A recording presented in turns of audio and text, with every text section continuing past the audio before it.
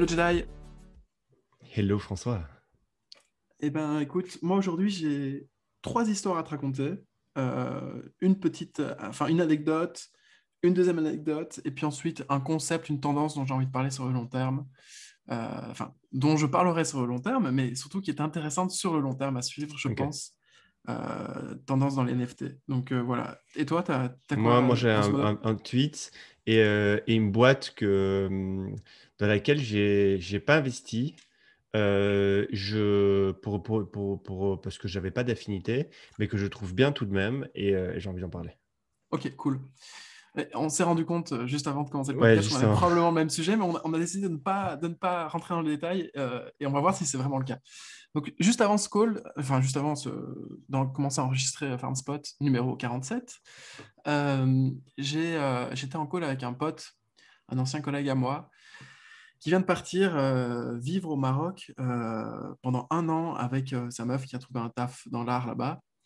Euh, et du coup, j'étais au téléphone avec lui, il me racontait sa vie, il me dit, bon, tu vois, là, je suis à 20 kilomètres à 20 minutes à pied, enfin 20 minutes en voiture de Casablanca.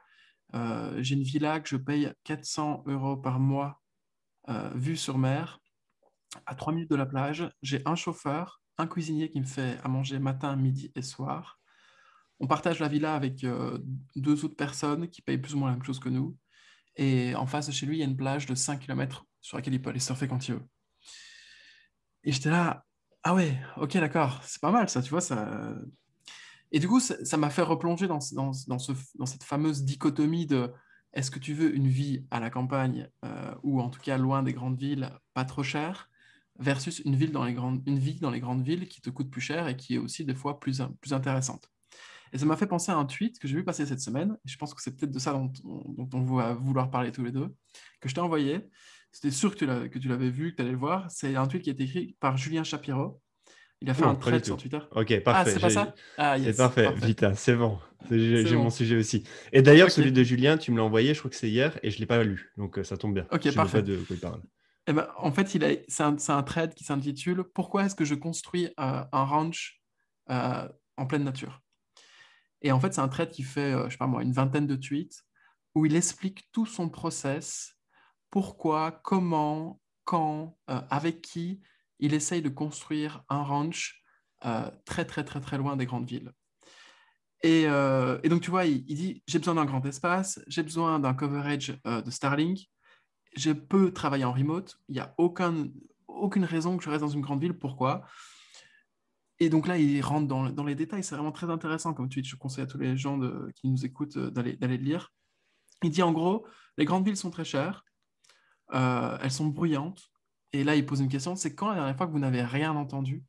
Et je suis là, putain, what the fuck? C'est vrai que ça fait un bail que j'ai plus été dans le. Ben, en fait, la dernière fois que j'étais dans ce cas-là, c'est quand on est partis tous les deux avec un autre pote à faire notre excursion d'une nuit en forêt, où on a fait un feu et on entendait juste le bruit des bûches qui brûlaient.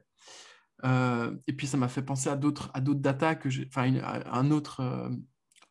Ouais, une autre data que j'ai en tête qui est 80% de la population mondiale n'a jamais vu la Voie lactée à cause de la pollution lumineuse. Je pense que j'en ai déjà parlé dans un autre podcast, Mhm. dans un autre épisode. Et il dit en fait surtout, ce qui est con les gars, c'est que si vous si vous profitez pas des avantages qu'offre une grande ville, c'est-à-dire la plupart du temps c'est des avantages qui sont socioculturels, il n'y a aucune raison que vous restiez dans une grande ville. Sauf si vous, enfin, imaginons, dans ton cas, tu m'as déjà dit plusieurs fois que tu étais vraiment très heureux à Paris et que tu te sentais bien à Paris. Pour le moment, peut-être que ça Pour le changera un jour, moment, hein. ouais, Attention. c'est ça. Pareil pour moi, grosso modo. Euh, mais c'est vrai que finalement, est-ce que j'utilise Paris à son plein potentiel? Est-ce que j'utilise une grande ville quand j'y suis à son plein potentiel? Je suis pas sûr. Mhm. Je m'y sens bien, je me sens pas étouffé ni rien, mais n'empêche, d'un point de vue socioculturel, finalement, c'est pas quelque chose sur lequel j'investis énormément. Enfin, tu vois, je vais voir des expos, je vais de temps en temps au cinéma, je vais manger un bout avec des collègues, enfin, ou avec des potes. Et tu vois, finalement, c'est fébrile tout ça, comparé à ce que Paris pourrait offrir à quelqu'un qui vit vraiment dans le creuset, dans le cœur de Paris, tu vois. Il dit, mais en fait, moi, je n'utilisais pas non plus ça, et du coup, j'ai décidé de partir. Et donc, il met toutes les datas qui l'intéressent. Il explique qu'en gros, euh, il veut faire un investissement sur 20 ans et que du coup, il a d'office euh, enlevé de la liste des endroits potentiels, des localisations potentielles, toute la Californie à cause des feux de forêt et des problèmes climatiques qu'il risque d'y avoir dans les prochaines années là-bas. Et du coup, il explique tout ça, il dit, ouais, bah voilà, je vais à chaque fois sur Google Earth, je regarde parce que je veux une belle vue. Et il explique tout son process. Et il parle aussi des préfabs, donc des tiny houses ou des maisons préfabriquées qui peuvent être livrées, etc. Euh, et je sais pas, ça m'a fait ça une fois de plus.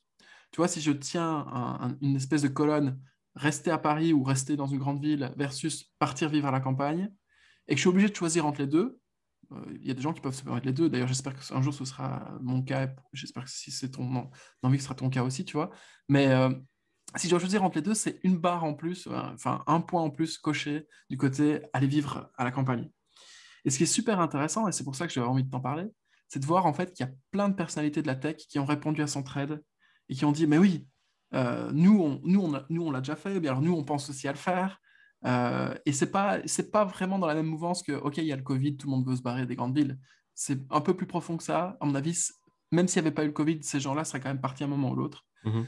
Euh, pour une envie vraiment de se recentrer versus être plus dans le calme, etc. Vraiment très Et du coup, intéressant. Et lui, en plus, du coup, là, il a trouvé, il a bon, c'est non, il quoi, il explique en est tout où? son process en temps réel.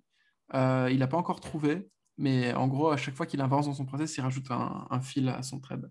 Enfin, un tweet à son thread, etc. Et en plus, j'ai regardé l'autre jour, je ne sais pas si tu as déjà vu Légende d'automne. C'est un film avec Brad Pitt. C'est possible, mais... Bref, c'est l'histoire d'un colonel qui emmène vivre ses trois fils dans le Montana, donc en pleine campagne. Et ça ressemblait typiquement enfin, la maison du film ressemblait typiquement aux maisons qui ont été postées en réponse dans le thread, genre, nous, on l'a fait. Et tu vois, je trouvais ça super intéressant. Et je me suis dit, OK, peut-être que je n'utilise pas assez Paris, peut-être que je profite pas assez de Paris pour justifier d'avoir ce train de vie finalement relativement cher pour vivre ici. Donc voilà, je sais pas si toi, tu as Et, avancé de ce point de vue-là il ou y a, si il tu y es a, toujours... il y a Ryan Holiday aussi qui a un peu une vie un peu Oui, Ryan similaire. Holiday, exact, Et, avec sa et lui, ce ferme, qui est etc. cool, c'est qu'il a une ferme avec des animaux et il s'en occupe au jour le jour. Et ce qui est, je crois que, alors je crois en plus que c'est sa femme qui s'en occupe au jour le jour. Lui, en partie, il fait les trucs un peu Mhm. durs physiquement, mais sinon, une grande partie, sa femme et gère ce truc. Et en plus, ce qui est cool, c'est qu'il a un village pas loin où il a pu ouvrir sa librairie. Et du coup, lui, c'est un peu the librairie du village. Et ça Mhm. fait vraiment film. Ça fait vraiment passant au feuilleton. Très souvent tourné au nord des États-Unis ou au Canada, où genre, t'as le mec avec son chapeau qui habite dans une ferme et à 10 km de là, il y a le petit village où il y a une librairie au milieu, un café, et très souvent, il rencontre la serveuse du café qui, en fait, qui Ouais. dit à sa femme, enfin, tu vois, le genre de série un peu que j'ai regardé les Ouais, feuilletons simple, quand hein. j'étais... Un peu Ouais, simpliste, là, ouais. c'est ça, ouais. Ouais, mais je suis Et, d'accord. et, C'est euh, vraiment, et, vraiment le cadre. et du coup, non, moi, j'ai pas avancé là-dessus.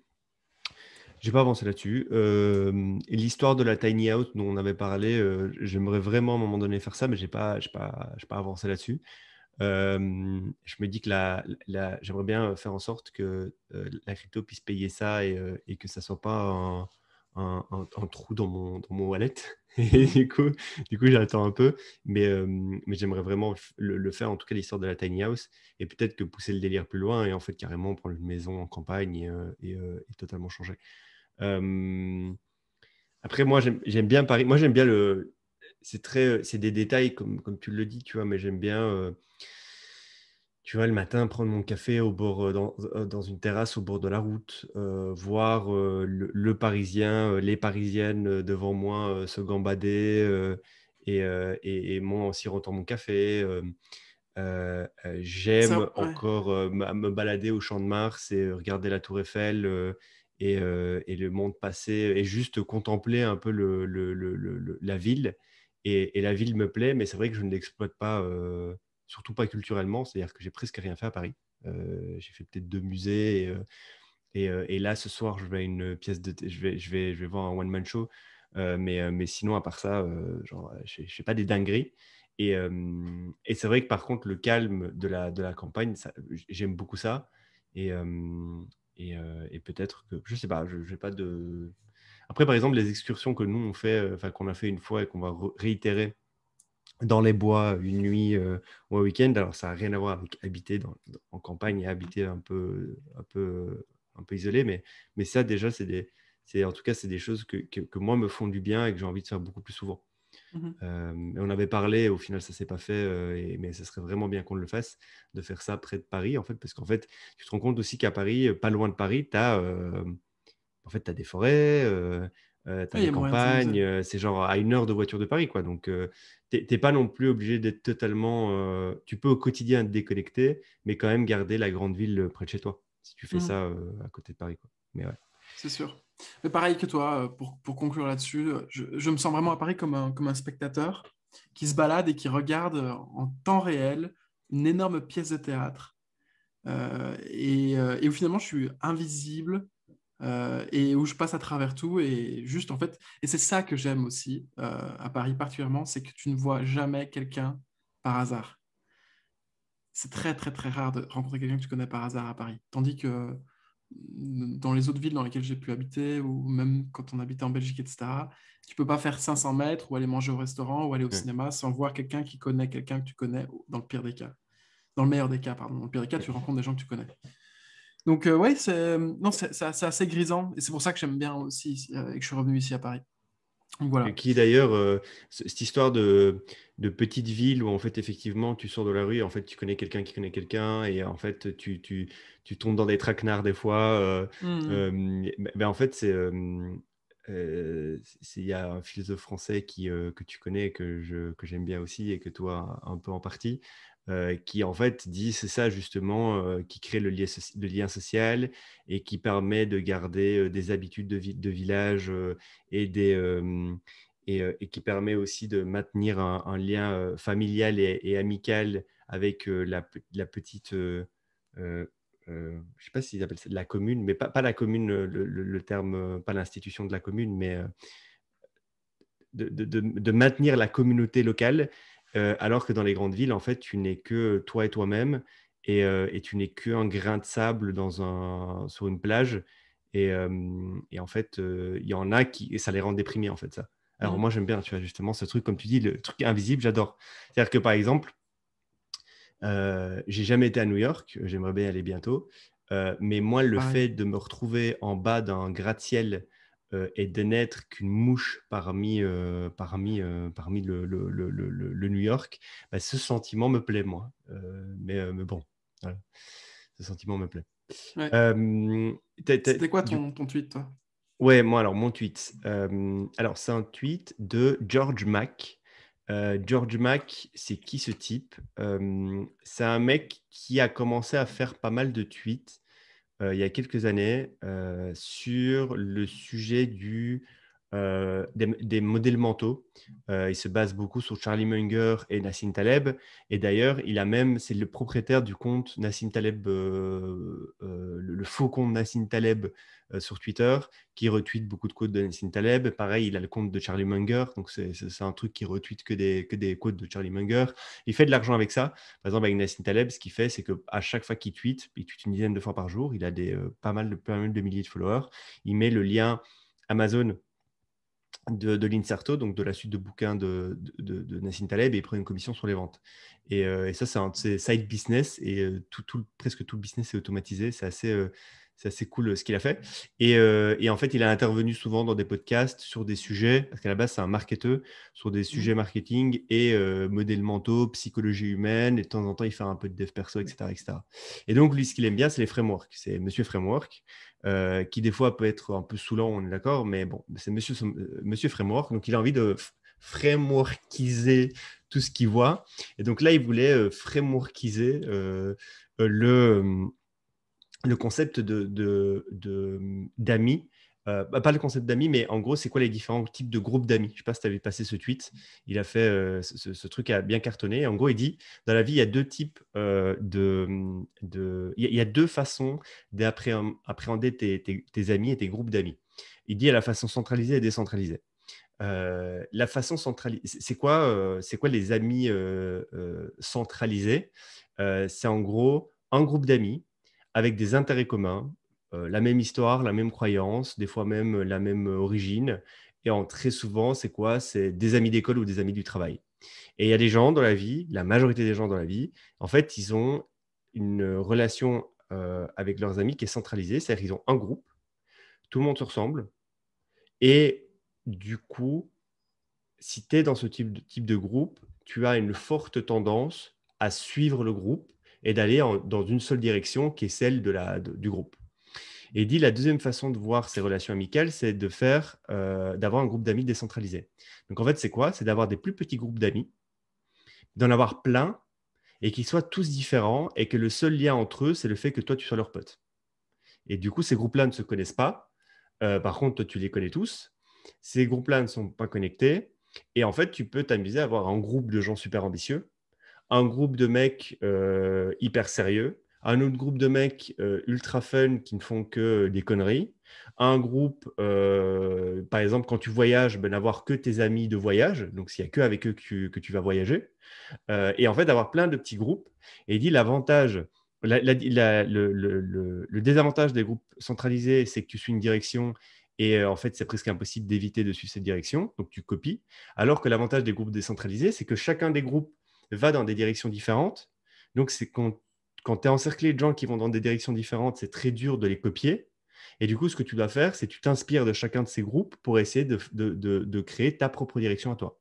Mhm. Et donc, tu ne ressembles jamais à la direction d'un groupe en particulier, mais en fait, tu t'inspires de chacun des groupes pour te former ta propre façon d'avancer dans la vie.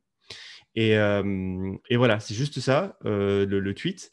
Il est mieux formulé, évidemment, et du coup, dans les En anglais, ça commentaires, sonne toujours mieux, de toute ouais, façon. en anglais, ça sonne toujours mieux. Dans les commentaires, tu as plein de trucs super intéressants. Et en fait, je me rends compte que depuis toujours, toi, je pense que tu le fais plus que moi, mais j'essaie de maximiser les groupes décentralisés. Toi, je pense que tu le fais bien, et en tout cas, de ce que j'entends des gens que tu vois, etc., ça a l'air d'être très fréquent, cette notion de groupe décentralisé. Ça a l'air d'être bien imprégné. Et en fait, je me rends compte aussi que c'est bien cette histoire de groupe décentralisé. C'est-à-dire que moi, à un moment donné, je me suis dit, je vais éliminer des groupes d'amis pour en garder un seul qui est, selon moi, le groupe le plus ambitieux. Et je vais juste rester avec lui parce que si je reste avec lui, ce groupe d'amis va me porter loin parce qu'en fait, tout le monde est ambitieux et donc je vais suivre la tendance de vouloir moi aussi être ambitieux. Et en fait, je me rends compte qu'il y a du bien et du mal dans tous les types de groupes. Et en fait, ce qu'il faut être, c'est un caméléon et pouvoir s'adapter à tous les groupes et les fréquenter de façon souvent et en fonction de la période, en fonction de tes envies, de sauter de groupe en groupe. Donc voilà, je ne sais pas ce que tu en penses, mais moi j'aime beaucoup en fait ça et ça me rassure dans cette. Tu vois, quand tu vois quelqu'un d'autre l'expose et le théorise un peu mieux que ce que toi tu l'avais en tête et que tu vois qu'en fait il y a plein de gens dans les commentaires qui disent ah mais en fait moi aussi je fais ça et voici les avantages de pourquoi, c'est toujours rassurant quoi. Alors, première remarque, par rapport à l'effet caméléon, j'avais commencé à écrire un article là-dessus il y a quelques temps, parce que, en effet, je trouvais que souvent, j'adoptais les codes et les couleurs, finalement, du groupe dans lequel j'étais. Et très rapidement, j'arrive à faire partie d'un groupe. Mais c'est jamais à 100%, c'est jamais naturel, c'est jamais. Enfin, c'est pas que je me force, c'est pas que je fais du théâtre, mais très rapidement, en fait, je me rends compte que ça cale pas vraiment à qui je suis, et donc c'est pas exactement ce qui me convient, du coup, je switch. Et en faisant mes recherches, j'ai appris en fait que j'avais une croyance fausse sur les caméléons. J'ai toujours pensé que les caméléons se camouflaient sur la surface, en se confondant avec la surface sur laquelle ils étaient posés. Mais en fait, pas du tout, les caméléons. La plupart du temps, les caméléons prennent la couleur opposée à la branche sur laquelle ils sont pour pouvoir attirer Ouais. justement les mouches, etc. Donc imaginons qu'ils sont sur une branche brune d'arbre, mais ils se mettent en vert justement pour attirer les mouches. Enfin, tu vois, tu pourras Ok, aller lire Wikipédia. Je pense qu'il n'y a qu'une ok, seule variété de caméléons qui se camoufle. Enfin, à vérifier tout ce que je dis, mais à ouais, ok, l'époque, je me ok. rappelle que je me suis dit, mais what? Mais J'avais ma rien foi, même compris. si c'est pas vrai, le concept est intéressant de dire Oui, qu'en oui. fait c'est. Oui, oui. Donc voilà. Et ensuite, oui, c'est vrai que moi, c'est quelque chose que je fais euh, naturellement plus parce qu'en fait, j'adore ce sentiment de vraiment de m'enlever une peau. Je sais pas si tu vois ce que je veux dire. En gros, Mhm. par exemple, quand on a fait le wagon, je suis arrivé avec ma peau d'étudiant en droit, Sciences Po, euh, qui venait d'une petite ville, comme on a dit tout à l'heure, où il y avait peu de gens, beaucoup de croyances établies, beaucoup de chemins et de directions de vie établis, succès, être successful, notre succès ne pas être successful, enfin tu vois, genre, Mhm. bref. Et je suis arrivé là-bas et en faisant le wagon avec toi, etc., ben, je me suis littéralement enlevé cette peau. Ça fait mal la plupart du temps, mais tu l'enlèves. Et puis ensuite, quand je suis parti en Chine, je me suis enlevé cette deuxième peau de OK, en fait, on s'en fout de savoir si tu sais coder ou pas. Ce qui compte, c'est de faire les choses concrètement. Et puis ensuite, quand je suis revenu et que j'ai travaillé pour une startup à Paris, je me suis rendu compte que c'était encore autre chose, tu vois. Et à chaque fois, j'apprends énormément en passant par cette étape de mu. Mais en cours de route, tu as quand même gardé des liens avec chacun des Exact, groupes d'amis avec qui que tu as formé. exact. Après, je pense qu'ils sont quand même relativement quand même, hétérogènes, ces groupes. Il y a quand même des grands traits de caractère qui se retrouvent chez tous mes potes. Ok. Et j'ai pas énormément de potes non plus, donc c'est pas comme si j'avais une vie sociale très, Mhm. très, très florissante, tu vois, mais non, oui, c'est vrai que c'est quelque chose sur lequel je suis quand même relativement content. Mais par exemple, il y a quand même une certaine forme d'uniformité. Il y a une uniformité ces 6 derniers mois, ces dernières années dans les gens que je fréquente. La plupart du Mhm. temps, c'est des crypto boys, quoi. Donc, comme Mhm. moi, comme toi, etc. Tu vois, enfin, à chacun à sa façon, mais il y a quand même cette narrative crypto, NFT qui est toujours, toujours, toujours présente dans la tête de tout le monde. Et donc, voilà, je sais pas si c'est une maladie Contre, psychologique qui va passer ou si c'est là pour rester. mais par contre, de temps en temps, tu vas quand même voir, par exemple, quand tu rentres chez toi en Belgique, tu vas quand même voir des gens qui sont pas du tout là-dedans. Un peu. Non, ça, tu le fais beaucoup mieux que moi, par contre. Oui, moi je le fais, moi je le fais, moi je le fais. Mais je pensais que tu le faisais aussi. Ben ok, failli.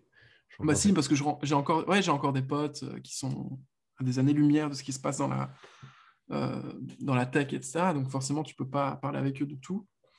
Mais en général, tu sais quoi, je m'ennuie relativement Ok. vite. Donc, c'est Ok. méchant, mais Mais c'est bon, vrai. mais je pense que c'est pas vrai parce que des fois tu me dis quand même que tu passes des bons moments et que tu fais des Oui, trucs je passe des cool. bons moments, tu vois, mais intellectuellement, Oui, oui. Ouais, mais c'est pas, justement, c'est c'est pas ça le truc. stimulant. C'est que peut-être que tu as un groupe qui, ou intellectuellement, c'est stimulant, mais peut-être que tu as aussi un autre groupe. Et c'est ça, en fait, que ce tweet, dans lequel Hmm. ce tweet m'a Ok. rassuré. C'est que, je veux dire, par exemple, moi, quand je vois des anciens potes d'école, euh, tu vois, je suis pas là pour l'intellect. C'est pas l'objectif. Je suis là juste pour faire le débile. D'ailleurs, c'est à ce moment-là que je reprends mon accent belge. C'est à ce moment-là que je vais faire le gros beauf. C'est à ce moment-là où je vais dire des conneries, genre je vais jouer sur les on-dit, je vais jouer sur les clichés. Tu vois, je vais vraiment être le bolos, quoi. Mais en Hmm. fait, c'est parce que c'était mon habitude dans ce groupe-là Hmm. d'être un bolos et j'aimais bien en fait être un bolos. Tu vois, je jouais le bolos. Par contre, quand je suis avec deux types de groupes, bah, c'est plus du tout la même chose, j'ai plus du tout le même type d'humour. Avec d'autres groupes, j'ai essayé de tout intellectualiser. J'aime bien quand on va loin sur certains types de concepts et qu'on me fait réfléchir et changer d'avis sur des trucs, mais c'est pas ce que je cherche dans l'autre groupe, tu vois. Et en fait, il y a rien de mal, c'est ça en fait qui me rassure dans ce tweet et de ce truc. En fait, il y a un avantage à ça. C'est qu'il n'y a rien de mal en fait de switcher le groupe et d'une fois faire mode débile et bouffon et beauf, et de l'autre côté, en fait, faire non, mode intellect et essayer de pouvoir voir plus loin que le bout de son nez. Et en fait, il n'y a rien de mal de switcher régulièrement, quoi. Question, c'est quand la dernière fois que tu as changé d'avis sur quelque chose? Vraiment, soit de quelque chose de fondamental. Bonne question, ça. Si tu J'ai peux en changé parler de... publiquement. Ben, je sais pas, en fait. Je réfléchis. Je réfléchis. Je sais pas. Pourquoi tu as des exemples que tu me dis ça? Genre, tu as des hints à me Non, donner? non, Parce que moi, j'en ai pas en fait. non, non. J'ai pas. Non, parce que tu me Peut-être dis que que tu aimes tu as. bien quand on te fait changer d'avis, mais je me rappelle très rarement avoir Non, vu mais en direct quand Jeddah on me changer d'avis. pousse. Oui, ok. Non, mais Enfin, tu quand vois, on me pousse. en général, quand tu as un avis, tu es quand même quelqu'un d'assez relativiste, c'est-à-dire, je pense que tu es capable enfin, tu es capable, c'est ce que tu fais d'ailleurs très bien, et je pense que c'est un de tes atouts dans la vie, c'est que tu es capable de prendre avec de la distance pas mal de choses, et donc de ne pas avoir de jugement tranché, Hmm. définitif sur des sujets compliqués. Ce que moi, par contre, j'ai tendance à faire par réflexe, d'avoir envie de tout trancher un peu radicalement.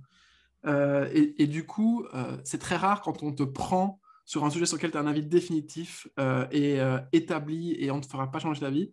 Et tu me disais justement, ouais, il y a des fois, je vois des gens qui arrivent à me faire changer d'avis sur des trucs bien particuliers.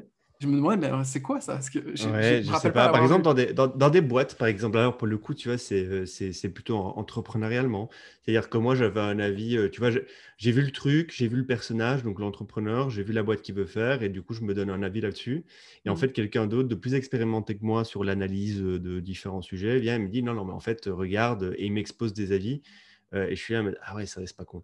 Et tu vois, Ah, ok. bah, dans la fellowship, c'est le cas, tu vois. Dans la fellowship, je travaille avec Pierre et Max sur les entrepreneurs de la fellowship et, euh, et pas sur les entrepreneurs en particulier. Mais par exemple, tu vois, quand on était en train de review les différents profils qui avaient appelé, il y avait plus de 400 profils qui ont appelé. Ben, il y a des fois où, sur certains profils spécifiques, on se concertait tous les trois et on se parlait. Et moi, peut-être que j'avais des avis sur lesquels, et eux, en fait, avaient des bons arguments qui m'ont fait changer d'avis là-dessus. Tu vois. Mm. Ça m'est arrivé chez The Family, quand je bossais là-bas. Oussama de The Family m'a fait changer d'avis sur plein de trucs, en fait. Parce que moi, j'avais des œillères sur certains sujets. Il me disait, non, mais mec, en fait, regarde, tu vois pas ça, ça, ça. Et en fait, si tu prends ça en considération, bah, ton avis tombe à l'eau. Enfin, ton jugement est tombé à l'eau. Donc, si, ça m'est arrivé. Ça m'est arrivé. Mais c'était très souvent sur soit, par exemple, des marchés que je trouvais débiles ou genre, ok, mais je vois pas quel est le endpoint de ce marché-là. Et en fait, Mm. bah si, en fait, regarde, en fait, il y a un endpoint intéressant. Ou alors sur des entrepreneurs, je les ai voyés à l'instant T. Je me disais, ouais, mais en fait, je le vois à l'instant T, je faisais un jugement sur l'humain, je disais, mais en fait, il ne va pas réussir à faire ce qu'il a envie de faire. Et en fait, on me disait, non, non, mais en fait, regarde ces qualités-là chez lui, et c'est justement ces qualités-là chez lui qui vont faire qu'il va certainement y arriver, tu vois. Euh, et voilà, c'est principalement un point de vue entrepreneurial. Ok. Ouais. Et peut-être aussi du point de vue politique, du coup. Du coup, alors que j'ai réfléchi, oui, il y a certains sujets, je me suis euh, fafouisé, comme on dit. Je me suis fachoisé sur certains sujets, et c'est des sujets sur lesquels il y a encore 1 an, 2 ans, 3 ans, j'avais des avis spécifiques que je pensais justes et bien pensants, et du coup dans la justice avec un grand J. Et ces derniers temps, bah, en fait, pas du tout. Je me suis dit non, en fait, je pense que je réfléchissais mal. Mes hypothèses ont changé, et en fait, du coup, je me trompais, et en fait, maintenant, je pense l'opposé, par exemple. Mm. Il y a certains sujets politiques sur lesquels, et sociaux sur lesquels j'ai changé d'avis récemment. Ok. Moi, j'ai changé d'avis récemment. Enfin, c'est pas un changement d'avis, c'est plus enfin, on passe, on passe. Je Ok, vais pas parler de ok, ça. ok, ok, ok. Ok, next. Un truc Euh, trop private. Vas-y. trop deep, trop, J'ai trop, oublié qu'on trop, était trop en train sensible. d'enregistrer le podcast. Trop sensible. J'ai déjà été vers la fafouisation, donc Oui, oui, mais non, mais là, c'est encore plus, c'est un next step. encore pire. Ok, ok. Surtout que Euh, bref. tu Tu veux que je te veux... dise une dernière annonce, enfin une Vas-y, dernière vas-y, annonce, un dernier truc que je vais passer qui vas-y. t'intéressera, c'est rapide. Twitch a été hacké, donc tu l'as vu passer sur Twitter, Oui, c'est oui, sûr. bah parce que le truc, c'est que du coup, moi, je regarde des streamers, et les streamers qui se mangent les vagues de trolls dans les commentaires En pendant mode, leur vous gagnez Twitch. autant. Ouais. Ouais, mais ouais, C'est ouais, ridicule, mais c'est pas ça le sujet. ouais, Mais enfin, si, c'est en partie ça le sujet. Mais donc, juste en général, je donne le process que j'ai quand il y a une annonce comme ça qui tombe. Genre, Facebook a été en panne pendant quasiment 7 heures il y a quelques jours. ouais, Twitch a été hacké, etc. Mon réflexe numéro un, c'est d'aller sur Hacker News et de voir les top, les trending stories, où en général, il y a un article qui arrive en trending, ouais. et sous cet article, il y a le top 1%, enfin peut-être pas le top 1%, mais il y a vraiment des gens avec un avis très spécifique, très technique, et qui sont la plupart du temps des insiders, soit dans les boîtes, soit dans la Silicon Valley, Mm. et donc qui ont vraiment une vision plutôt globale du sujet en général, surtout quand il est tech, à partager. Et ils viennent, ils font tous des commentaires, ils se répondent, ça fait des threads infinis. Et en général, en lisant ces threads-là, on apprend énormément de choses.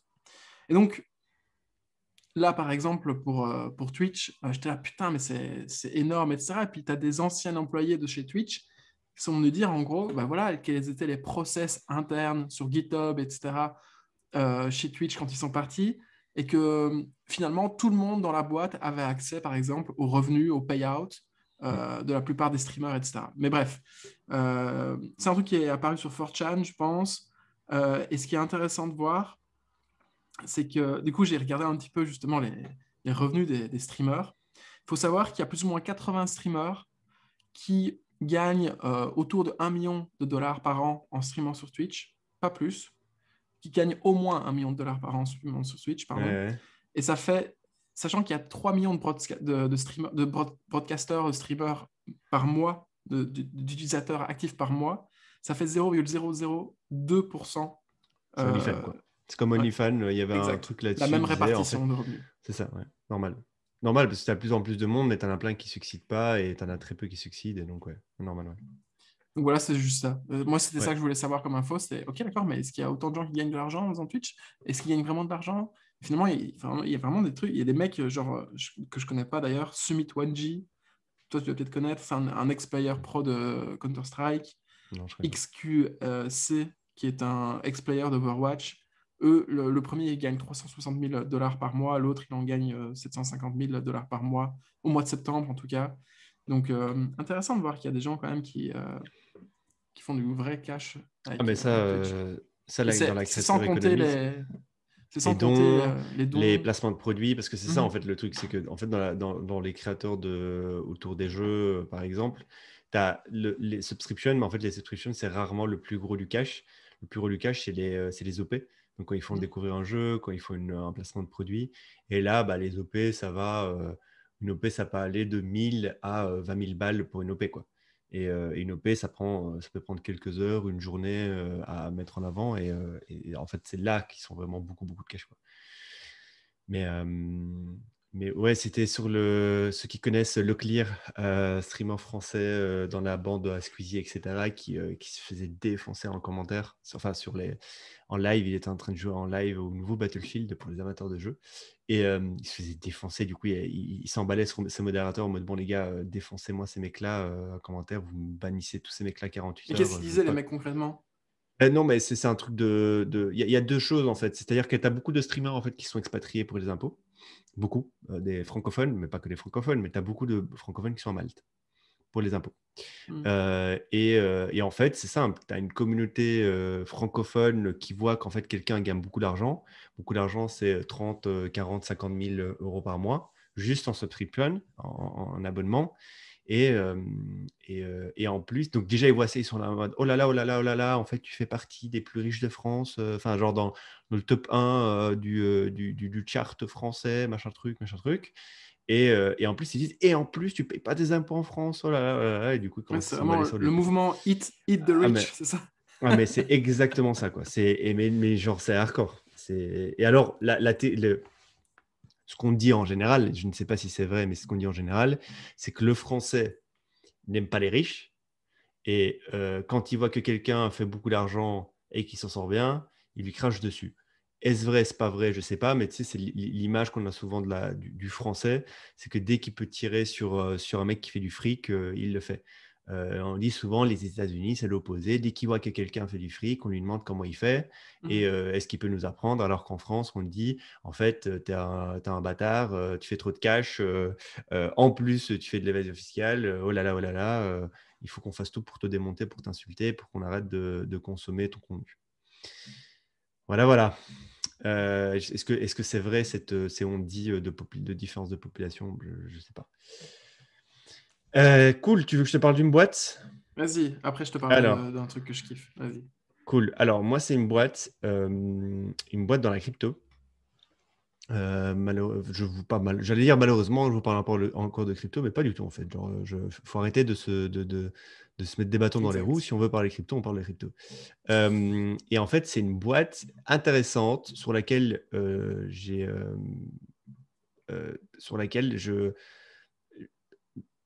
comment dire, je suis pas, euh, je suis pas friand du concept, dans le sens où, Mhm. genre, j'irai pas bête mon argent sur le concept là à l'instant T. Par contre, c'est sûr qu'il y a un marché, c'est sûr qu'il y a du cash à faire. Et ce qui va être intéressant, c'est surtout qu'est-ce qu'ils vont faire next après cette idée-là. Donc, je vous expose l'idée. Donc, en gros, c'est quoi? C'est des mecs qui sont dans le monde qui sont dans le monde du sneakers, donc des pompes. Ils ont remarqué une tendance enfin une feature de marché qui est laquelle, qui est qu'en fait, il y a beaucoup de créateurs, de designers de chaussures indépendants et il y a aussi beaucoup de designers dans les entreprises qu'on connaît, Nike, Reebok, Adidas, etc., qui font des pompes dans les standards de ces marques-là, mais qui en fait sont passionnés par le design de chaussures. Et en fait, le week-end, ils se font chier. Et ce qu'ils font, c'est qu'ils s'amusent à designer des prototypes d'autres types de chaussures, qui en fait sont très généralement très compliqués à designer dans la vraie vie, donc à produire en usine, et très coûteuses à produire.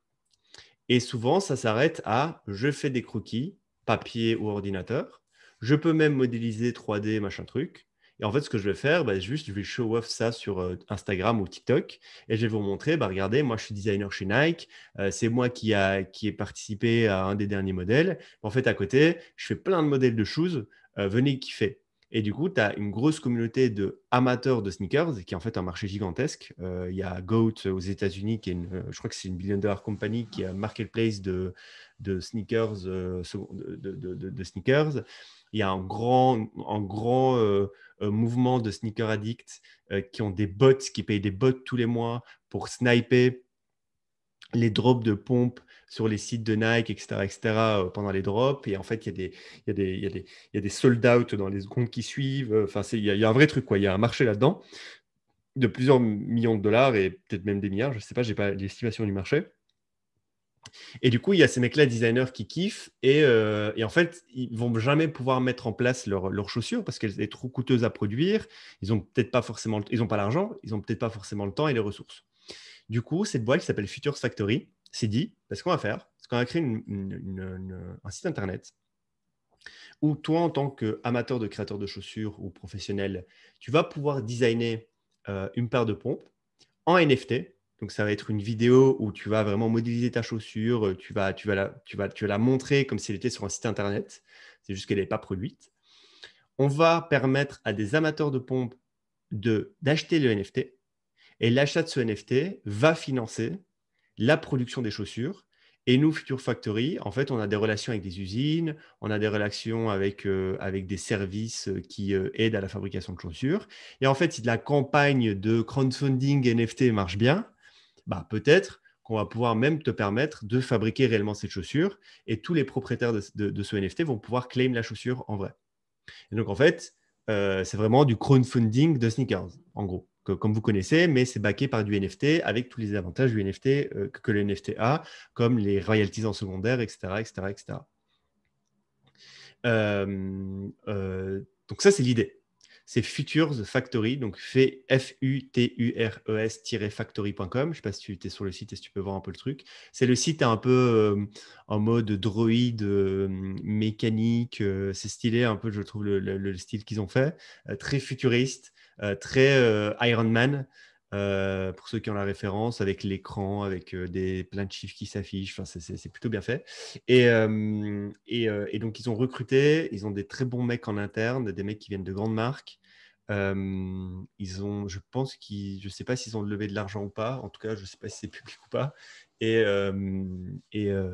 du coup, ils attaquent cette verticale-là. Évidemment, pour demain, sortir des sneakers et aller beaucoup plus loin sur d'autres peut-être d'événements, peut-être focus que sur du vêtement. En tout cas, ils disent le sneakers, nous, on le connaît. On sait que le marché est gigantesque dans le monde de l'accessoire et qu'il y a de la maille à se faire sur ce sujet-là. Et du coup, je me suis dit, tiens, intéressant, eux, ils focus là-dessus. Donc, moi, j'appelle ça du crowdfunding de sneakers. C'est un peu bateau de dire ça, c'est un peu fourre-tout, mais c'est comme ça que je le vois.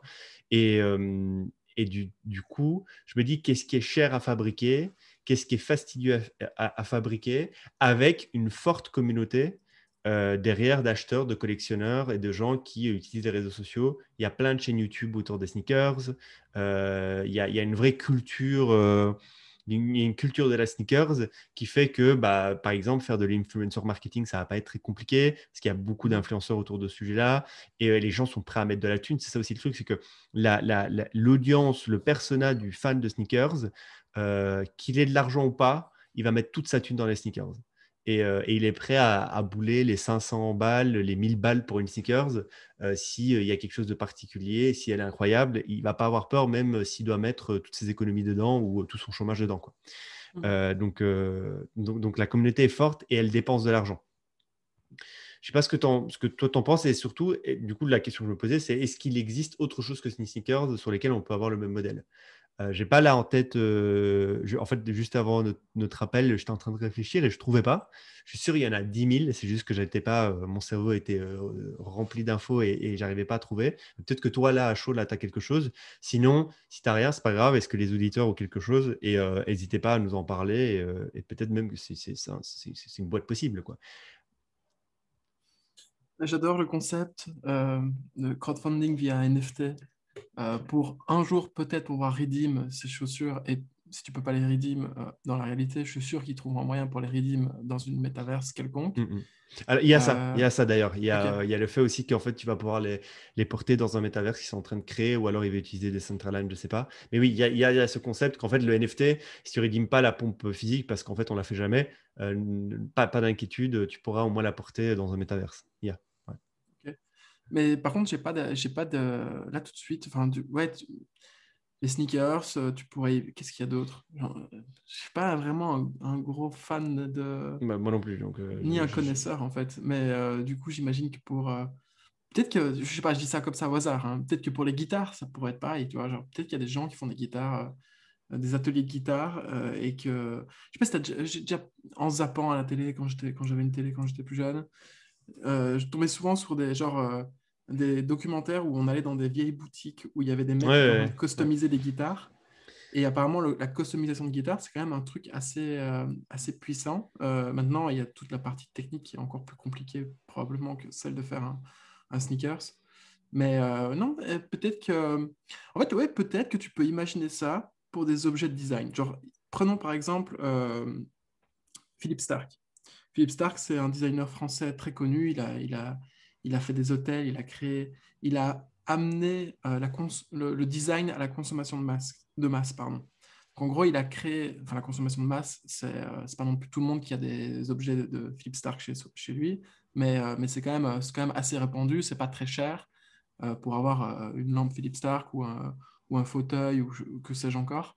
Mais du coup, tu vois, tu peux peut-être imaginer ça en mode vous, les designers du monde entier qui ne voulez pas vous retrouver à bosser chez Ikea, à faire des meubles en série ou qui voulaient pas non, enfin, ou qui n'avaient pas d'autres opportunités et qui, le week-end, vous designez vos meubles, vos Mm. chaises, vos armoires, vos étagères, avec vraiment une recherche, un style, etc. Peut-être que vous pourriez crowdfunder votre collection d'objets design en avance grâce à tous ces gens-là. Et puis, de toute façon, dans le pire des cas, exactement comme pour les shoes, tu pourrais les redeem dans une métaverse également, dans laquelle tu auras ta maison, et donc tu auras les meubles de ce designer-là, qui est hyper connu de ça. Donc peut-être que ça... Et tu sais quoi, quand je t'en parle comme ça, j'ai toujours été intéressé par le design. J'ai failli faire des études euh, de design industriel. Donc c'est vraiment quelque chose qui me parle potentiellement. Mais ouais, c'est peut-être que ouais, genre tu pourrais devenir le Philippe Stark de la métaverse, où en gros tu crées des meubles très particuliers, voire même qui sont pas obligés de respecter les lois physiques si c'est juste pour la métaverse, tu vois, qui se déploient, qui bougent tout seul. Enfin, tu vois, tu peux imaginer plein de choses un peu folles. Vraiment faire laisser libre cours à ta créativité. Et derrière, si tu arrives à crowdfunder réellement, et ben, tu peux sortir une lampe au nom de anti-inertia, la lampe anti-inertia, la lampe Mm, Soliton. Tu vois, et ça pourrait vraiment avoir de la gueule. En vrai, je suis sûr qu'il y a des mecs qui, de toute façon, le font déjà le week-end, en effet, déjà pour mm, s'amuser, mm. et qui, à titre personnel, pour leur propre, pour chez eux, investissent énormément d'argent dans des objets de design. Euh, et je pense que ça, c'est un marché qui est peut-être encore pas... En fait, j'ai jamais vu passer une boîte là-dessus, Mm, genre mm, par rapport juste au design industriel. mm, Tu mm. peux, et en plus, vu que c'est des NFT et qu'il y a une question de trademark, de copyright, etc., tout est aligné en fait pour que ça fonctionne à partir du moment où tu as fait ta collection. Ouais, pas mal. Ok. Ok, donc si quelqu'un, un auditeur, réfléchit à des marchés comme ça, et vraiment prenez vraiment comme exemple les sneakers. Les sneakers, en fait, les gens sont déjà habitués, les fans de sneakers ont de l'argent, sont prêts à le dépenser. Culturellement, c'est très fort. Il y a une récurrence, c'est-à-dire que le mec, il n'achète pas une paire de pompes dans sa vie, mais il est prêt à en acheter 10 par an. Euh, et, euh, et, et, euh, et, et il y a beaucoup de créateurs qui en fait créent déjà virtuellement, qui s'exposent virtuellement. Si tu tapes hashtag design sneakers sur Insta, tu vas voir qu'il y a plein de mecs, des designers de sneakers connus, hein, qui ont des dizaines de milliers, centaines de milliers, millions d'abonnés, qui en fait sont des starlets, genre les mecs qui bossent chez Adidas, etc. Et sur le côté, bah, ils font ça en délire, quoi. Et je crois que récemment, si je dis pas de bêtises, on m'a parlé. Alors, je dis pas, je crois que récemment, on me dit pas de bêtises, c'est parce qu'en fait, on en a parlé ce matin, mais j'ai pas encore reçu les infos. Je vais recevoir le propre de l'info bien structuré. Mais il y a quelqu'un qui fait ça pour les mangas. C'est-à-dire financer des mangas, la création de mangas qui est c'est un peu comme le financement d'un film, quoi, tu vois. C'est-à-dire que Putain, tu dois, tu as du tu vas voir parce que papier, je vais te parler de tu ça as, juste des après. dessins. Ok, ok, ok. Bon, bah, ok, c'est pas c'est du hasard là pour le coup. Mais du coup, qui voudrait faire un factorise pour manga en fait, pour manga papier. Donc en fait, le même modèle que je vous ai donné, mais pour manga papier, quoi. Et en fait, on le voit déjà pas avec les comics, pour le coup. Il y a un comics qui est très connu dans le monde des NFT. Et c'était ça, en gros, tu achetais le comics et dans le futur, tu vas pouvoir redeem la version papier du comics qui va être imprimée et qui sera faite par un artiste balèze autour des comics qui a déjà bossé chez DC Comics, je crois. Et ben Ton là, le comics, c'est mec, une il aimerait bien collection faire. de NFT? C'est ça, bah, c'est les punk comics. Je crois que c'est les punk Ah, comics, tu vois ce que c'est? par rapport à CryptoPunk, qu'ils ont fait une. Ouais, c'est ça, exactement. Ok, d'accord, d'accord. Et en gros la boîte dont moi je parle, c'est une nouvelle boîte qui en fait veut prendre le même concept, mais dire en fait on peut aider tout créateur de comics à financer ou d'animés en papier, de bouquins animés, à financer la production de ces animés par un crowdfunding de la pochette virtuelle en NFT. Et en fait, si tu lèves assez, bah, on te donne accès à des services et tu vas pouvoir financer les services d'impression, de distribution, etc., etc., quoi. C'est ça qui est incroyable, en fait, parce que finalement, on réinvente pas la roue, hein. Enfin, on réinvente la roue, pardon, en faisant ça. Puisque tu regardes, on en a parlé plein de fois dans le podcast, les boîtes Web 2.0 qui permettent aux créateurs de gagner plus rapidement de l'argent, ça existe, il y en a pléthore. Mhm. C'est juste qu'aujourd'hui, grâce aux NFT, d'abord, il y a une trend, il y a une mode, du coup, Il y a une très forte c'est, demande il y a une et forte la demande. mécanique du NFT, elle est simple. C'est ça le Et truc. oui, elle est très incentivante pour les gens qui y participent. Ouais. C'est, c'est un... Et il y a Ouais, c'est... quelque chose, par exemple, que Pierre me dit souvent, enfin, que Pierre dit souvent, il m'a répété encore récemment, il répète ça aussi à plusieurs fellows des fois, c'est viens pour parce que tu vois, les gens disent, ouais, la spéculation, c'est pas bien dans les NFT, machin truc, Hmm. ça détruit les marchés. Et en fait, non, il y a des gens qui disent, en fait, c'est l'inverse, c'est-à-dire que la spéculation fait venir les gens. Et en fait, que la spéculation bootstrap la liquidité de ton marché, c'est génial. Le fait que tout le monde a envie d'avoir des NFT aujourd'hui, que ce soit des pingouins, que ce soit là, il y a des trucs là, c'est la tendance. On vous en parle, on est début octobre, on est le 7 octobre, et là, le truc, c'est des petits canards avec une tub pixelisée dans le cul. Et le truc, Ah, il j'ai pas vu cartonne, ça. il vient de faire x5 là, et genre les volumes sont super hauts. En fait, le fait qu'il y ait ça, le fait que les gens sont prêts à spéculer sur n'importe quoi, en fait, ça permet justement de bootstrapper bah, ce genre de truc. C'est-à-dire qu'aujourd'hui, si tu fais un Kiss Kiss Bang Bang pour faire un crowdfunding de ton gel douche à la coco révolutionnaire, je sais pas quoi, tu vas galérer ta race pour ramener des gens et tu vas devoir faire du marketing sur des groupes Facebook, demander à toutes tes copines de relayer à toutes leurs copines et essayer de passer dans des magazines, machin truc, allez, s'il vous plaît, Ouais, tu vas parler galérer. de mon truc au coco. Alors qu'en fait, s'il y avait un marché de spéculation du shampoing en coco, peut-être qu'en fait, ton crowdfunding, il serait clos en 10 minutes, juste parce que les gens ont envie de spéculer. Mais on s'en fout, parce que si derrière, tu délivres un bon truc en coco, peut-être qu'en fait, commercialement, c'est super et ta boîte, ton direct-to-consumer, va cartonner.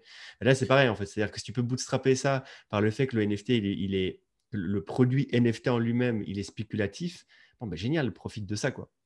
Probablement d'ailleurs que, deux remarques, probablement que si tu voulais faire un NFT tel que tu viens de me décrire, un canard ou je sais pas quoi avec une top dans le as, tu pourrais pas le faire sur KissKissBankBank, tu serais refusé En plus, d'office. Donc, ouais. permissionless. Et, euh, et deuxièmement, à mon avis, ce que tu voulais me dire au tout début, qu'on peut, enfin, que ton collègue j'ai oublié son nom, Pierre. que Pierre d'Entremont te répète souvent, je sais pas si je le dis bien, mais en gros, c'est come for the speculation and stay C'est for the ça, art, quoi. exactement. Voilà, ok. C'est exactement ça, ouais. Et en fait, les Ok, NFT, c'est cool. ça, c'est que les gens là sont là pour la spéculation, spéculation, spéculation, mais c'est ce qui permet à des gens de gagner vraiment de l'argent et du coup capitaliser sur l'argent pour build des trucs long terme. Ok. Mais justement, le prochain sujet, t'as fini là? Je peux enchaîner? Ouais, ouais, j'ai fini, j'ai fini. Ouais. Alors, prochain sujet dont je vais parler, ça, en fait, tout ce dont on est en train de parler, l'air de rien, il y a quand même des points semblables qu'on retrouve un peu partout. C'est un changement dans la façon de s'organiser pour financer des projets, pour financer des œuvres. Alors, ce dont je vais parler aujourd'hui, c'est de la curation d'art à The DAO. Donc, on en a vu. Il y en a quelques-unes qui commencent Hmm. à sortir et selon moi, c'est vraiment... Enfin, je prends le pari que c'est la prochaine narrative pour les quelques mois qui vont venir. En tout cas, ça va être comment est-ce qu'on fait pour faire de la curation d'art sur le marché des NFT. Alors, on va remettre un peu de contexte. Les artistes, donc c'est-à-dire, quand je dis artistes, c'est vraiment au sens global du terme, c'est les écrivains, les peintres, les digital painters, les designers, les graphistes, les vidéastes, tous ces gens-là qui produisent une œuvre, initialement, historiquement, ils galèrent. La plupart du temps, c'est beaucoup d'appelés, peu d'élus. Tu te retrouves à avoir un taf dans lequel tu brades ton art. Soit tu brades Mhm. ton art et tu survis, soit tu fais de l'art pour la beauté du geste. Tu le vends rarement ou très rarement et c'est très peu probable d'en vivre un jour complètement et même d'en devenir riche, c'est inimaginable. Ça, c'était l'étape numéro un. Puis, avec cette vague des NFT, la plupart des artistes, ou une partie des artistes, ceux qui étaient un peu early stage, early adopters plutôt, ils ont vu là une opportunité de se lancer. Et du coup, ils sont montés dans le train de la hype même les plus grosses bouses dans les NFT se sont vendues la plupart du temps. Enfin, c'est pas rare de voir une grosse bouse qui se vend dans les NFT et des mecs qui s'enrichissent en faisant quelque chose que moi, esthétiquement, je trouve nul à chier. Bref, une fois de plus, c'était encore, même grâce aux NFT, c'était quand même beaucoup d'appelés et finalement, je pense pas tant d'élus que ça. Donc, il y a toujours le même problème qui reste à la fin. C'est, un, comment tu fais pour faire une belle collection? Comment tu fais pour produire une œuvre qui vaut la peine d'être regardée, qui est en phase avec la narrative crypto? Et comment tu fais après, une fois que tu as produit cette œuvre, pour te faire connaître et pour que les gens en parlent et pour distribuer cet art, c'est-à-dire qu'on te l'achète concrètement. Et je pense que c'est dans cet espace qu'il y a entre faire une belle œuvre et la distribuer, qu'il y a des groupes, des networks, qu'on Mhm. peut appeler DAO, probablement qui vont utiliser le terme DAO pour s'organiser, qui vont s'organiser pour faire de la curation, donc c'est-à-dire trouver des artistes, leur commissionner de l'art, distribuer l'art aux membres de la DAO, et puis ensuite, les membres de la DAO, eux, vont faire monter la hype pour le vendre après au grand public. Mhm. Et finalement, de façon un petit peu non dite, non officielle, peut-être avec des dark patterns, c'est ce qui se fait jusqu'à présent. C'est-à-dire qu'il y a des Mhm. mecs qui trouvent des collections avant tout le monde, ils s'achètent une grosse partie de la supply, une grosse ou une petite partie de la supply, et puis ensuite ils en parlent sur Twitter, sur Instagram, C'est ça, ouais, ouais. sur les réseaux sociaux. Ça fait monter le prix du floor, et les gens après, c'est comme ça qu'ils En font leur vrai, c'est gain. ce qui se passe vraiment dans le monde de l'art, hein. Et c'est ce C'est qui se un gros passe. mec qui te spot, il Exact. achète 10 de tes peintures et puis il dit, tu sais quoi, maintenant que je les ai, je vais parler à tous mes potes collectionneurs du monde entier, à tous les journalistes un peu que je connais, qu'en fait, il y a un nouvel artiste de ouf. En fait, moi, j'en détiens 10 et ça va faire pumper mon prix, quoi. Exact. Sotheby's, Christie's, c'est typiquement ça. C'est des maisons d'art, des maisons de vente, des hôtels de vente d'art qui prennent 2, 3, 4, 5 artistes par an, ou par mois et qui font pump les prix parce que c'est Sotheby's qui les met en vente. Et eux, en fait, ils ont un système d'incentive ils n'ont pas un bag de ces œuvres-là, comme nous, on pourrait avoir un bag de NFT, mais ils gagnent un pourcentage sur les œuvres qu'ils arrivent à faire pump et à vendre. Donc, concrètement, l'art ou le marché de l'art, historiquement parlant, ça fonctionne exactement de la même façon. C'est juste que ce n'est pas technique dans le sens où c'est pas grâce à des algorithmes ou à des groupes WhatsApp ou à des Discord que tout ça s'organise, c'est fait de façon un petit peu plus à l'ancienne. Bref. Et donc, selon moi, il y a des petits groupes de gens qui vont commencer à se rassembler, qui vont créer une supply d'artistes, qui vont trouver un moyen d'incentiver les membres de ce petit groupe, de cette DAO, à faire parler de l'art, donc à faire monter le prix de l'art, probablement. C'est ça, en fait, concrètement, si on parle concrètement, c'est ça dont il s'agit. Et puis ensuite, à force de sortir des collections, ces DAO-là, ils vont en sortir 1, 2, 3, 4, 5 collections. Ils vont créer une flying wheel qui fait qu'à chaque fois que cette DAO va sortir une nouvelle œuvre ou une nouvelle collection, d'office, ça va pump. Si tu regardes un petit peu Artblocks, peu importe ce qui sort sur Artblocks, c'est directement sold out. Et ça se flippe derrière sur OpenSea en x5, x10 peut-être, directement. Donc, Artblocks, c'est parce que c'est centralisé. Et en fait, tous ces gens-là qui sont en train de faire des DAO de curation d'art à la Artblocks le font de façon décentralisée. En tout cas, ils le font d'une façon différente que Artblocks, qui est... Je ne sais pas trop comment tu es sélectionné de ça sur Artblocks. Bref. Et moi, je vais te parler d'un truc, juste avant, comme tu disais, IRL, donc dans la réalité, c'est comme ça que ça se passe. Les galeries d'art, les commissionnaires en art, les maisons d'édition pour les livres. Finalement, qu'est-ce qu'ils font les maisons d'édition? Qu'est-ce qu'elles font les maisons d'édition? Elles reçoivent des quantités de livres par des écrivains inconnus. Et puis, quand il y a un livre qui leur plaît, elles disent « OK, on va te signer. On va prendre X% des ventes. Toi, tu vas garder un tel pourcentage des ventes. Et nous, on s'occupe de faire toute la distribution pour toi. Et toi, après, tu dois juste aller sur les plateaux télé ou dans telle émission, radio, etc. pour parler de ton livre. » Donc finalement, en fait, tu vois, on reprend ce qui existe dans la réalité, c'est juste qu'on step up le game et qu'on le fait de façon quasiment automatisée. Et je vais te parler d'une DAO que j'ai rejoint, je pense que c'est un des meilleurs coups que j'ai fait cette année. Donc c'est disclaimer, moi je suis, je suis pas incentivé à vous la vendre, mais c'est quelque chose dans lequel je crois et dans lequel je suis relativement actif. Ça s'appelle Landao.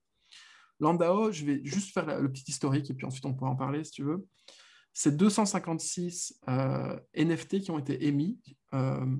Pour pouvoir y avoir accès, il fallait être whitelisté par un des administrateurs du Discord. Et donc, les 256 NFT représentent comme un site, une place, un siège dans la DAO qui a pour but de créer chaque mois des collections de NFT sur la verticale des NFT PFP, donc des photos de profil, Picture for Proof, etc. Et donc, il va trouver les artistes qui leur préachètent leur œuvre, une partie de la supply de leur œuvre. Ils font un deal avec l'artiste. Pour le moment, il n'y a pas encore des guidelines hyper claires, hyper concrètes. En gros, c'est un petit peu en mode souk, à mon avis, pour le moment. Ça se passe la négociation avec l'artiste. Donc, il n'y a pas encore une règle, genre on prend d'office autant, tu gardes autant d'office, etc. Bref, on trouve des artistes, on les fait faire une collection. Nous, on a, en tant que membre de la DAO, on a droit à un free mint sur cette collection avant tout le monde. Donc, on peut minter l'œuvre. Donc, il y a 256 pièces qui, d'office, sont achetées par les membres de la DAO. Et puis, derrière, on ouvre ce mint au public. Et vu que 256 membres qui sont relativement connus, célèbres, importants sur cette thématique-là de l'art sur Internet, ont déjà dans leur portefeuille des pièces de cette œuvre, et ben d'office, les gens en parlent sur Internet, les gens en parlent sur Twitter, ça fait monter l'intérêt des gens pour cette collection, etc., etc., etc. Donc, tu vois vraiment le schéma classique de supply, distribution. Et la curation, elle se fait vraiment au niveau de la supply, c'est-à-dire qu'on donne des directives aux artistes, on les onboard de point de vue technique, on collabore sur du long terme avec eux. Et donc, il y a vraiment une relation qui se met en place entre les membres de la DAO et ces artistes-là. Et ce qui est génial, c'est que ça fonctionne. Et je pense que c'était lundi passé, j'ai eu une super surprise. Je me suis réveillé un matin Et on avait sold out il y a une semaine avant la première collection de NFT. Et ils ont redistribué 90% des bénéfices aux 256 membres de la DAO. Donc, quand tu as un land, Attends, je n'ai pas compris. Quand tu as un land, normalement, tu es censé recevoir un autre NFT. Qui est le NFT que la tu as Landau a plusieurs, minté. plusieurs avantages, tu as plusieurs perks. La première perk, c'est que d'abord, tu as un land qui est ton droit d'accès à Ok, cette communauté, à cette DAO. ok, ouais.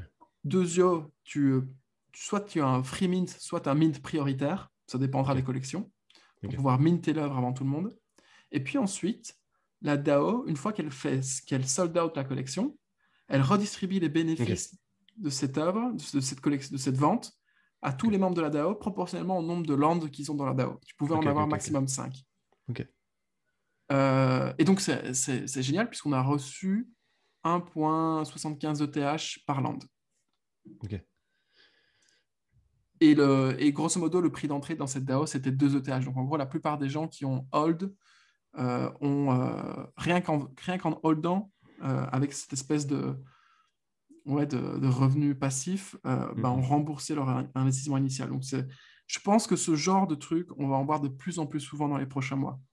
Et puis, il va y en avoir qui vont venir concurrencer Artblocks sur l'art Mais du génératif. coup, Landau, attends. Donc j'ai compris le système, mais c'est Landau qui lance le projet PFP et qui après redistribue aux propriétaires? Mhm. Ou c'est Landau qui lance ça ou bien ils aident des Exact. artistes à se lancer? C'est comment? Parce que j'ai pas compris ça. C'est comme sur OpenSea. Tu vois, sur OpenSea, les collections Artblocks, c'est Artblocks Curated. Ok, oui, oui, Le oui. propriétaire sur OpenSea, Oui, là, c'est pareil. C'est Landau Land, Curated. Landau Curated, mais c'est pas les fondateurs de Landau qui créent les PFP, c'est-à-dire qu'ils chopent un Non. artiste qui a envie de créer un PFP Mhm. et du coup, ok, ok, ok. Ok. Et eux, ils listent sur leur propre plateforme, qui est sur leur propre compte OpenSea, qui est Landau. Exact. C'est Ok, là-dessus que ça se passe. ok. Et c'est Mais quoi comme type de... Et du coup, eux, ils sont pas sur du génératif, ils sont sur de la photo de profil. exact. Et, euh, et, et c'est là que tu te rends compte en fait qu'il y a de la place pour énormément de gens, Et puisque c'est quoi, par exemple, la collection là qu'ils ont cartel. lancée? Cartel. Et ça ressemble à quoi? Je vais voir en live. On dirait, Ok, c'est un artiste c'est un australien. dessin de visage. Ok, ok.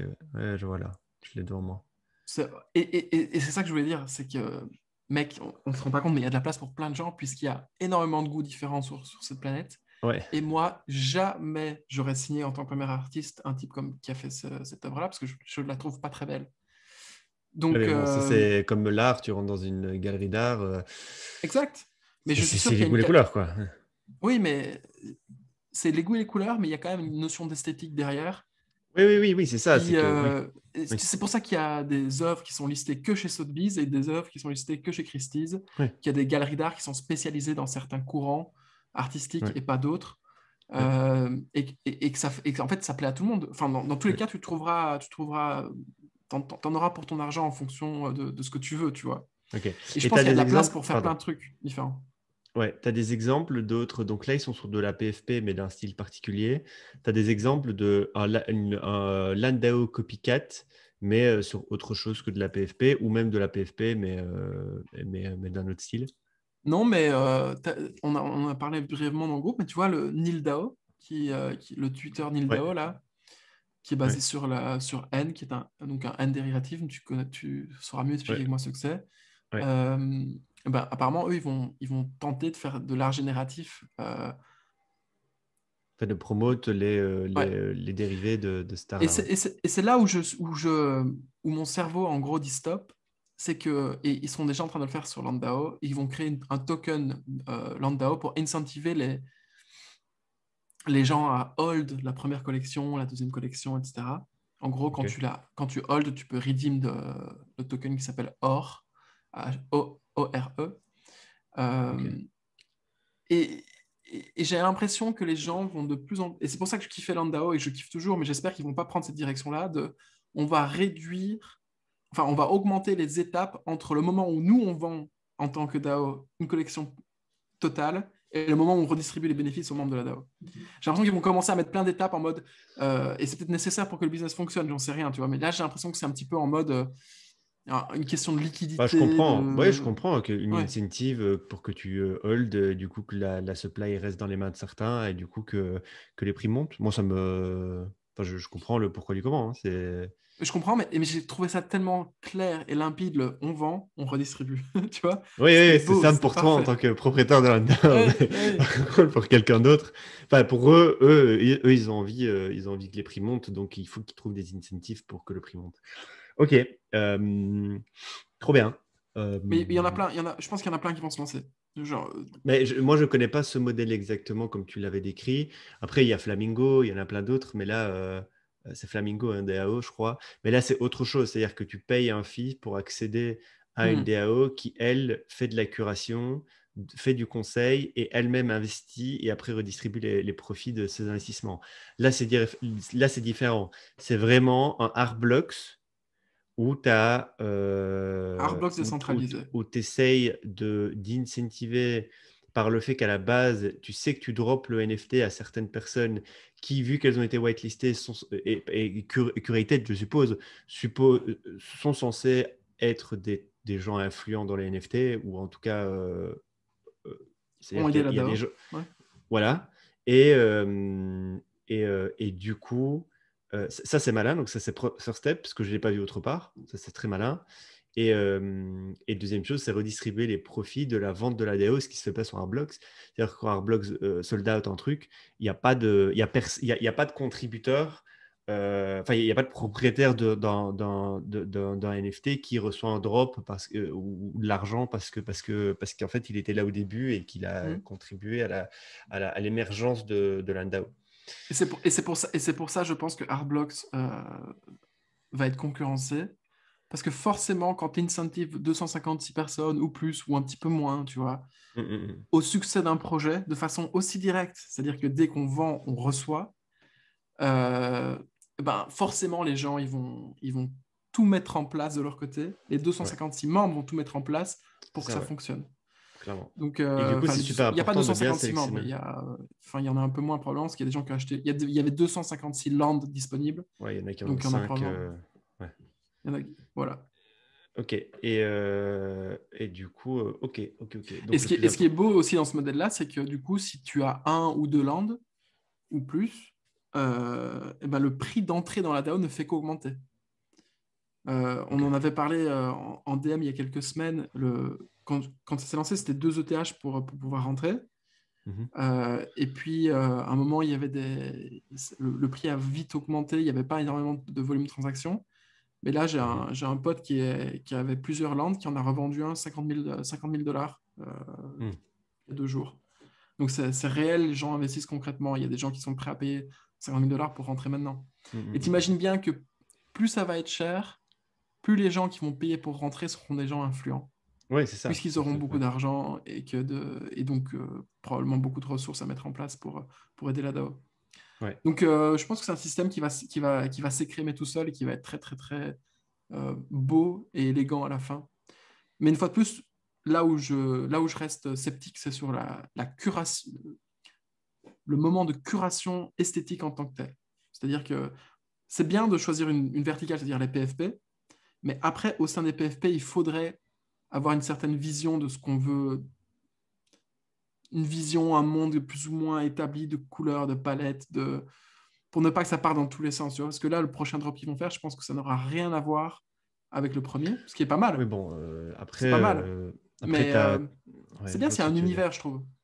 Genre, si tu Ouais. regardes sur Artblock, c'est quand même un univers. Tu vois les liens qu'il y a entre chaque œuvre, quasiment, Ah, tu c'est du vois. gen, c'est une IA Hmm. qui génère le truc, quoi. Mais par exemple, là, moi, je suis dans un truc qui s'appelle GenArt, gen.art. Jenny, là, C'est Jenny machin, là. Non, non, non, c'est Ah, gen.art.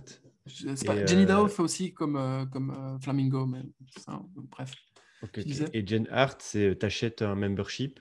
Donc c'est un NFT membership, tu accèdes à une DAO. Et du fait que tu détiens ce membership, tu reçois gratuitement, tu peux minter gratuitement un NFT qui est d'un artiste qui a créé une collection en partenariat avec GenDAO. C'est un peu le même système. Et là, bientôt, bah, pareil, on va recevoir des tokens du fait que tu as acheté le premier NFT qui est le membership. Le token, je ne sais pas en quoi il est incentivé, je n'ai pas lu les règles de la DAO, mais, mais pour le coup, et là, c'est par exemple, c'est du génératif. Donc pour le moment, j'ai minté trois NFT qui ont été curated par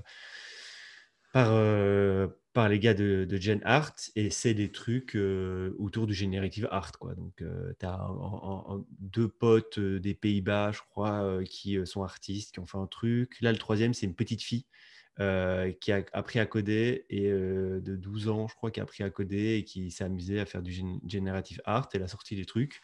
C'est pas magnifique, mais bon, c'est l'histoire. C'est une petite fille qui fait generative art, machin truc, et donc on a pu minter ça, tu vois. Et donc là, c'est sur du generative art. Donc là, il y a un focus. Bah, vous, c'est aussi un focus. Il y a du PFP. Après, est-ce qu'il faut faire un type de PFP ou pas? Je sais pas. Tu vois, peut-être que dans les 256 personnes, il y a plein de gens qui aiment différents types de styles, et en fait, ça leur convient bien. Mais en tout cas, l'idée est intéressante, quoi. Et tu La pourrais mécanique est imaginer, bonne. un peu comme tu me demandais, ouais, tu penses que le système des sneakers, on pourrait, donc Future Factory, on pourrait l'appliquer à autre chose que des sneakers. Eh ben, ce système de curation de DAO, tu peux l'appliquer, pardon, sur plein de choses différentes aussi. Par exemple, tu peux l'appliquer sur vraiment, enfin, j'ai l'impression que déjà, je suis toujours là, hein, c'est juste Ouais, mon appareil photo qui no stop. worries. Euh, Ce système de curation de DAO, tu peux vraiment l'appliquer sur plein d'autres choses. Par exemple, tu pourrais l'appliquer sur les next écrivains. Genre, OK, vous écrivez l'histoire, et nous, en tant que DAO, on va la propager si on la kiffe. Et on aura droit à une page de livre. On peut minter autant de pages de livres qu'il y a de membres de la DAO, etc. Enfin, tu vois, tu peux imaginer plein de choses. Je sais pas, c'est moins obvious, c'est moins liquide, c'est moins. Le produit d'appel est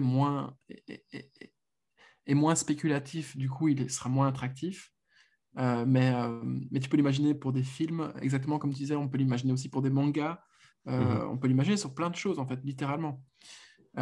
Et par rapport au manga, d'ailleurs, j'ai oublié de dire tout à l'heure, mais je ne savais pas à quel point les gens dépensent des fortunes quand même Ouais. considérables dans les mangas. C'est gigantesque, le marché du manga. La Genre, France est le deuxième plus grand marché d'acheteurs de manga au monde. La première, c'est le Japon, et le deuxième, c'est la France. Donc ouais, non, c'est gigantesque, hein, ben ce voilà, je pense marché-là. que s'il y a un type qui nous écoute, ou une fille qui nous écoute, qui kiffe les mangas, Ou et même autre à qui chose. cette histoire Même autre chose. de cura... Non, mais typiquement sur les mangas, vous avez deux avantages. Vous parlez français. Votre marché est Vous, gigantesque. vous savez que l'histoire des DAO de curation existe avant 99% des gens sur Terre. Le marché français est votre go-to-market. Vous faites une DAO sur le marché français pour les mangas art, ou les histoires manga, je sais pas quoi. Et c'est plutôt straight to the point. Je trouve que ça peut se tenter relativement vite en plus. Et ce qui est génial, en fait, c'est que ce genre de DAO de curation, finalement, on peut voir ça aussi, et tu as donné un indice tout à l'heure, comme juste un moyen de se bootstrapper pour arriver à, après, concurrencer des gens comme, justement, comme Artblocks, etc. Puisque Artblocks, en fait, leur supply d'artistes, ils ont des quantités de gens en attente pour pouvoir publier sur leur plateforme. Donc, en gros, ils sont tellement les seuls acteurs sur le marché, quasiment, que c'est eux qui chopent toute la supply naturellement aujourd'hui, organiquement, je pense. Euh, Cette histoire de DAO, c'est un bon moyen d'attirer l'attention, de faire des drops relativement tôt et relativement réguliers pour construire une hype autour de votre projet, et ensuite, après, le projet, pourquoi pas l'ouvrir un peu plus en mode il y a un peu moins de curation et les gens viennent directement poster leurs produits, leurs œuvres dessus. Voilà, Ok, trop bien. Ok, c'était tout génial. pour moi. C'est tout pour toi, mais c'était pas mal. J'ai rien d'autre à dire. Trop. Qu'est-ce qu'il faut dire? Abonnez-vous sur YouTube, appuyez sur la petite cloche sur Spotify, lâchez un like sur YouTube, commentez sur YouTube, lâchez 5 étoiles sur l'Apple Podcast, et n'hésitez pas à partager au moins à un ami, une amie que vous appréciez. Vous dites, tiens, ces mecs-là, ils sont smart, il faut trop qu'ils l'écoutent ou qu'elle l'écoute. Bon, et du coup, Ils sont n'hésitez pas à partager. beaux. Voilà, n'hésitez pas à partager avec leur petite casquette. N'hésitez pas à partager, et c'était un plaisir de te parler. Je te laisse. Pareil, plaisir Ciao, partagé. On se voit la semaine pro. à la semaine pro.